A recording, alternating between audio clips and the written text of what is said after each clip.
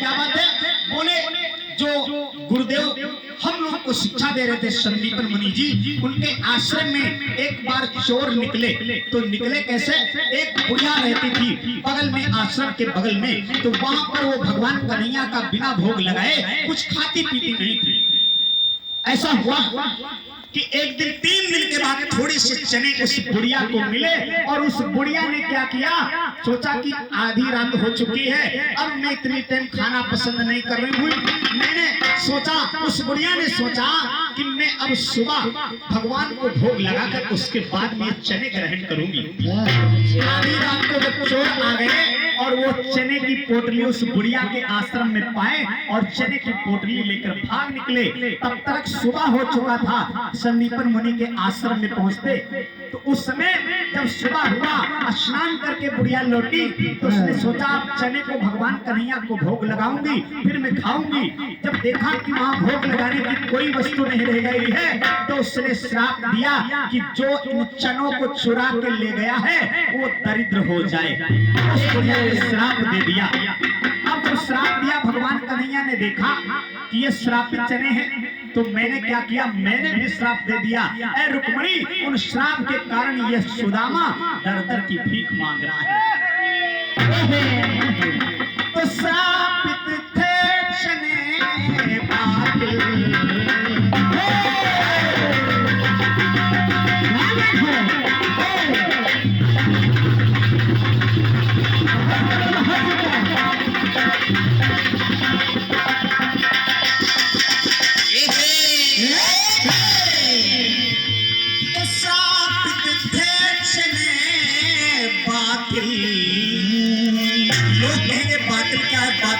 दुश्मन के समान।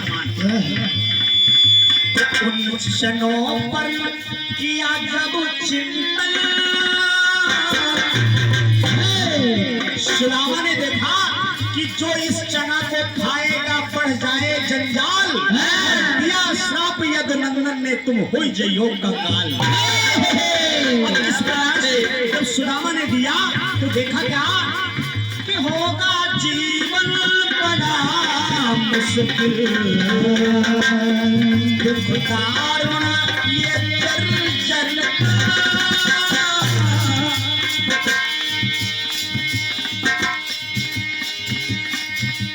होगा जीवन बड़ा दारुण, और यश में अपयश सुदामा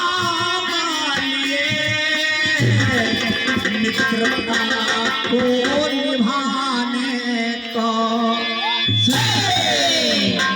और दुख दारुण सुदामा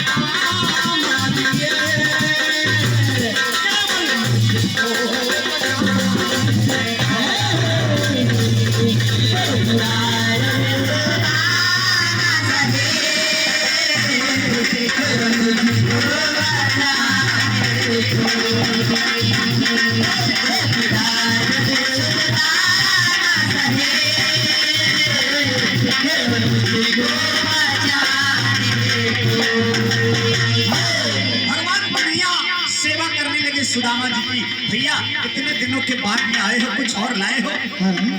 अरे भैया बगल में पोटली दाबे हैं किनकी की, चावल की जो टूटी होती है उसे देहात में हमारी माताएं बहनें किनकी कहती हैं। वो किनकी की पोटली दाबे हैं कन्हैया, सुदामा जी। कन्हैया ने कहा, तो कहा कन्हैया ने, अरे भैया मेरी भाभी ने कुछ दिया है?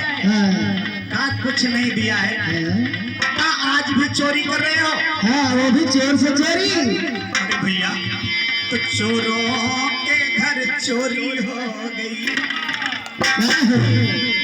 अब यहाँ पर भगवान कन्हैया से चोरी कर रहे हैं। जब सुदामा जी चोरी कर रहे हैं तो आज भगवान कन्हैया ने झपट कर काख यानी बगल से वो किनकी उठा ली और किनकी चबाना चालू कर दिया।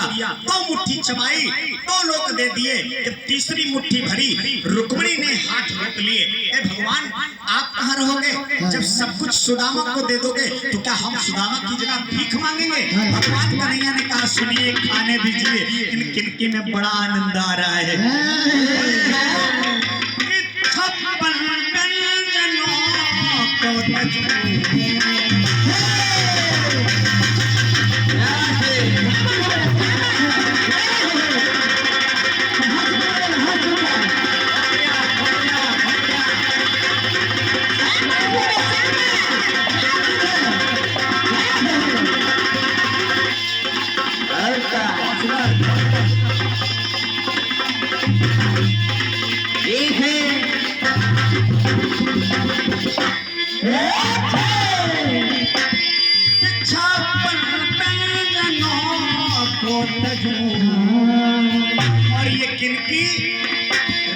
भोग सिए किनकी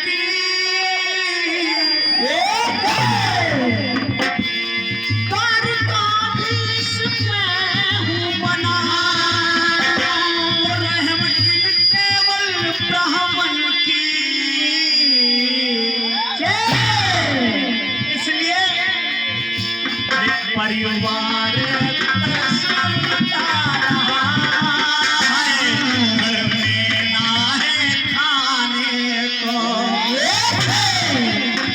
वैसे मैं भी हूँ भैया, जानते हैं परिवार तरसता रहा है, घर में ना है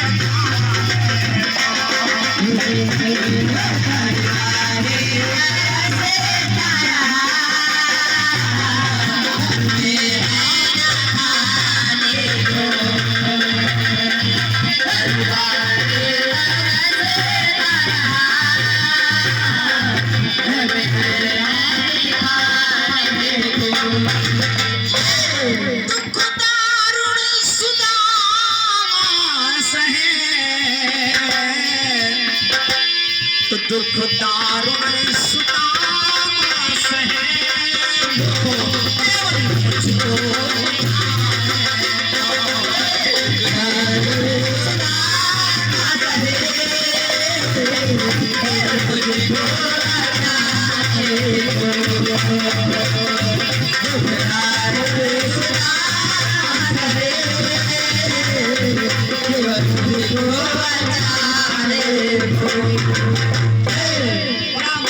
पुरस्कार आया है, जो अभी कुछ क्षण पहले सुदामा जी का रोल निभा रहे थे। सुदामा जी महाराज कहाँ हैं? आपके चरणों वंदन कर लो।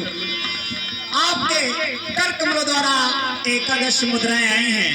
मैं प्रार्थना करूंगा योगेश्वर श्री कृष्ण भगवान से, हे भगवान इनकी कला में नित्य प्रति नए नए आइटम आते रहे और हम लोगों को सम्मोहित करते रहे अपनी कला से। हार्दिक हार्दिक आशीर्वाद है हम अपनी टीम की ओर से देते हैं। आदरणीय आदर्श यादव, आपके कर कमलों द्वारा एकादश मुद्राएं प्रदान है, बार बार अभिनंदन है, हार्दिक हार्दिक वंदन है।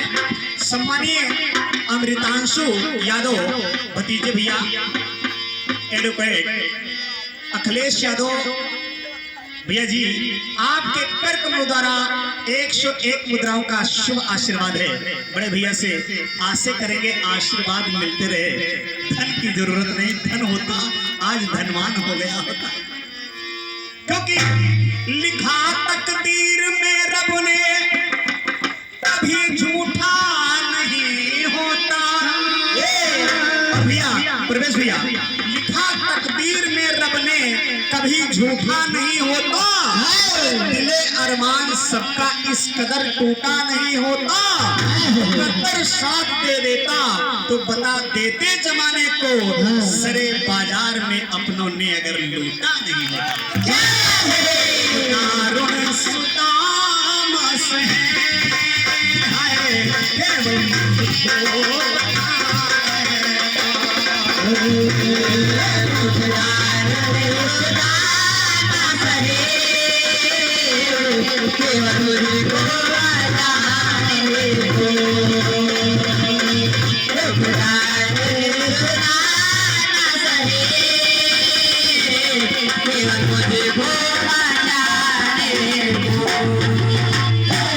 टुकड़ा सुनिएगा। आज कन्हैया ने कहा, ऐ सुदामा भगवान आइए, मैं आपके चरण गंगा जल से नहीं धोऊंगा। क्यों? मैं जल से धुलूं मैं चरण,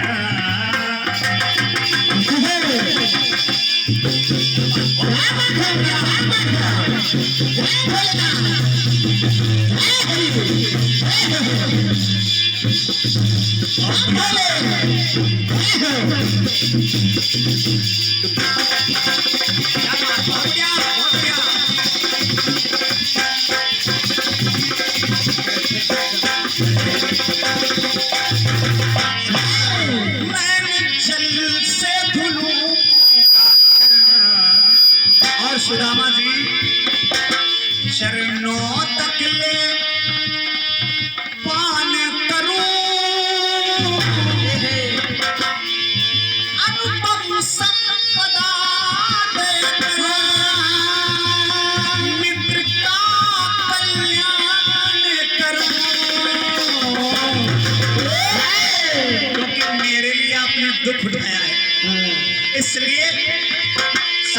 साथ वोट ना करें और करने की जरूरत भी नहीं। अच्छे श्री दिया पल में, सुदामा के मस्तक पर अच्छे श्री लिखा हुआ था। भगवान ने चंदन उठाया और अच्छे श्री के 6 श्री लिखा हुआ था, तो 6 के आगे आ बना दिया, इसलिए अच्छे श्री मतलब कभी धन खत्म ही नहीं होगा। ऐसे भगवान ने धनवान बना दिया। ऐसे तो अच्छे श्री दिया पल में, चले 6 श्री मिटाने